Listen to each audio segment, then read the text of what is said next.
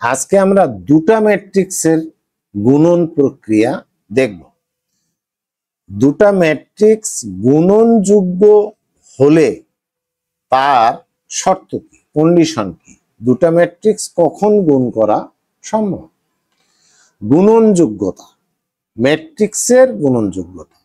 এ ও B ম্যাট্রিক্সের গুণফল A B সংজ্ঞায়িত হবে যদি এর কলামের সংখ্যা বি এর সারি সংখ্যা সমান হয়, এবং এ বি অসংজ্ঞায়িত হবে যদি এর কলামের সংখ্যা বি এর সারি সংখ্যার সমান না হয়।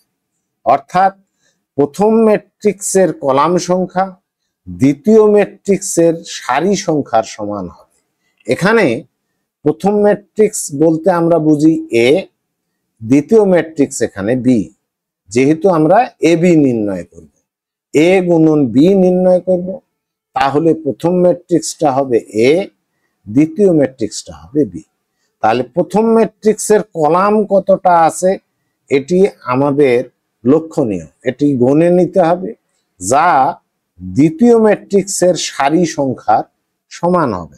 এখানে দুটা ম্যাট্রিক্স দেখানো হয়েছে, এই দুটা ম্যাট্রিক্স গুণ করা হয়েছে। আমরা দুটা ম্যাট্রিক্স লিখতে পারি, লিখে আমরা গুণ করব। যেমন এ একটা ম্যাট্রিক্স আমরা লিখলাম এ, সেই ম্যাট্রিক্সটা যদি 2 3 4 5 1 7, এটা একটা ম্যাট্রিক্স।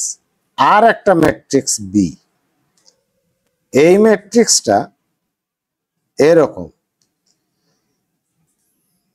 1 2 3 4 -2 -3। এইখানে প্রথম ম্যাট্রিক্সের কলাম কয়টা আছে? 1 2। দ্বিতীয় ম্যাট্রিক্সের সারি কয়টা আছে? 1 2। তাহলে শর্ত অনুযায়ী এই দুটো ম্যাট্রিক্স গুণ করা যাবে। আমরা গুণ করব। এবার আমরা এ এবং বি গুণ করব, অর্থাৎ এ বি নির্ণয় করব। এ বি, প্রথমে ম্যাট্রিক্স দুটাকে লিখে নেই, 2 4 1 3 5 7। পরের ম্যাট্রিক্সটা আমরা লিখে নিই 1 2 3 4 -2 -3। এই দুটা ম্যাট্রিক্স আমরা গুণ করব।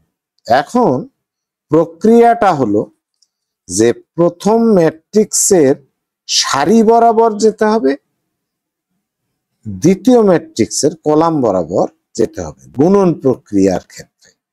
যেমন এখানে 2 1 এর সাথে গুণ হবে, 3 4 এর সঙ্গে গুণ হবে, আর এই দুটা গুণফল যোগ হবে, যোগ হয়ে এর প্রথম ভক্তি হবে। অর্থাৎ 2 গুণন 1 প্লাস 3 গুণন 4 প্রথম ভক্তি হলো। আবার ওই প্রথম সারির সঙ্গে দ্বিতীয় ম্যাট্রিক্সের দ্বিতীয় কলামের গুণ হবে। তাহলে কি হবে? 2 গুণন 2 2 গুণন 2 2 গুণন 2 3 গুণন -2 যোগ 3 গুণন -2। এইবার আমরা তৃতীয় ভক্তির কথা ভাবছি, অর্থাৎ এর প্রথম সারির সঙ্গে এর তৃতীয় কলামের গুণ হবে 2 গুণন 3 2 গুণন 3 3 গুণন -3 প্লাস 3 গুণন -3। এইবার দ্বিতীয় সারি দিয়ে আবার তিনটা কলামকেই গুণ করতে হবে, করে আমরা গুণফল ম্যাট্রিক্সের দ্বিতীয় সারি পাবো। অর্থাৎ 4 এর সঙ্গে 1 4 গুণন 1 যোগ 5 গুণন 4 5 গুণন 4 4 গুণন 2 5 গুণন -2 5 গুণন -2। এইবার 4 গুণন 3 5 গুণন -3, 5 গুণন -3। আমরা দ্বিতীয় সারি পেয়ে গেছি। এবার তৃতীয় সারি দিয়ে এর 3টা কলামকে গুণ করে গুণফল ম্যাট্রিক্সের তৃতীয় সারি পাওয়া যাবে। তাহলে কি হবে? 1 গুণন 1 প্লাস 7 গুণন 4, 1 গুণন 2, 7 গুণন -2, 1 গুণন 3, 7 গুণন -3। এই হলো গুণ প্রক্রিয়া। তারপর এটা আমরা গুণ এবং যোগ করে এর ভুক্তিগুলি লিখব। যেমন এটা গুণ করে 2, এটা 3 4 12, তাহলে 12 আর 2 14, 14, এটা 4, এটা -6, তাহলে হবে -2, এটা 6, এটা -9, তাহলে হবে -3, এটা 4, এটা 20, 24, এটা 8, এটা -10, -2, এটা 12, এটা -15, -15, এটা 12, তাহলে কত হচ্ছে? -3।